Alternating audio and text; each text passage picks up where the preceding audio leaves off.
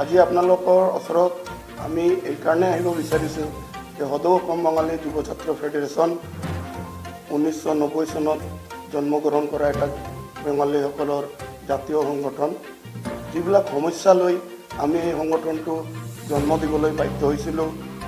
আজিলৈকে সেই সমস্যাবিলাক চৰকাৰে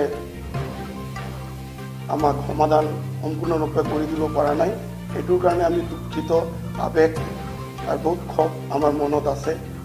সেইকাৰণে আমি আপোনালোকৰ মাধ্যমেদি চৰকাৰক পুনৰবাৰ ক'ব বিচাৰোঁ যে হিন্দু বাঙালীসকলক যি ধৰণে আপোনালোকে নিৰ্বাচনৰ আগে আগে প্ৰতি নিৰ্বাচন আহিলে যিবিলাক আপোনালোকে আশা দিয়ে, ভৰসা দিয়ে বা প্ৰতিশ্ৰুতি দিয়ে, এইবিলাক আপোনালোকে কিমান দূৰলৈকে সমাধান কৰিব পাৰিছে বা কৰিছে বা সমাধান কৰিবলৈ সদিচ্ছা প্ৰকাশ কৰিছে, সেইটো আপোনালোকক আমি আজি এই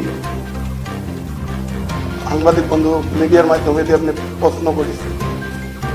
আমাৰ সমস্যাবিলাক আপোনালোকে গোটেই অৱগত। আমি বাৰ বাৰ চৰকাৰক লগ ধৰিছোঁ, সংবাদ মেল পাতিছোঁ, আমাৰ দাবীবিলাক মেমৰেণ্ডাম আকাৰে বহুতবাৰ দিয়া হ'ল। তথাপিতো আমাৰ যিবিলাক মূল সমস্যা, ডি ভোটাৰ ডিটেনশ্যন কেম্প আৰু বাঙালীৰ যিবিলাক মূল ইছ্যু, সেইবিলাক আজিলৈকে 100% ফুলফিল হোৱা নাই। ইয়াৰ মূল কাৰণ হিচাপে আমি ভাবোঁ যে আমাৰ বিধানসভাৰ মজিয়াত আমাৰ উপযুক্ত হিন্দু বাঙালীৰ প্ৰতিনিধিত্ব নাই। আৰু যোৱাবাৰ আমাৰ ব্ৰহ্মপুত্ৰ উপত্যকাৰ পৰা এজনো হিন্দু বাঙালী কেবিনেট মিনিষ্টাৰ আমি পোৱা নাই। সেইকাৰণে চৰকাৰক আমি নিজৰ দুখ কষ্টবিলাক আমাৰ প্ৰতিনিধি নাথাকাৰ কাৰণে আমি চৰকাৰক কোৱাৰ কাৰণে ইমান সুবিধাও পোৱা নাই বুলি আমি ভাবোঁ।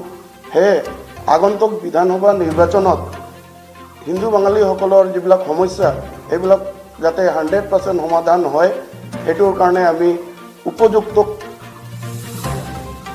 প্ৰাৰ্থী, অন্ততঃ 10-12জন প্ৰাৰ্থী আমাৰ হিন্দু বেংগলীৰ পৰা ব্ৰহ্মপুত্ৰ উপত্যকাৰ পৰা আমি দাবী জনাইছোঁ।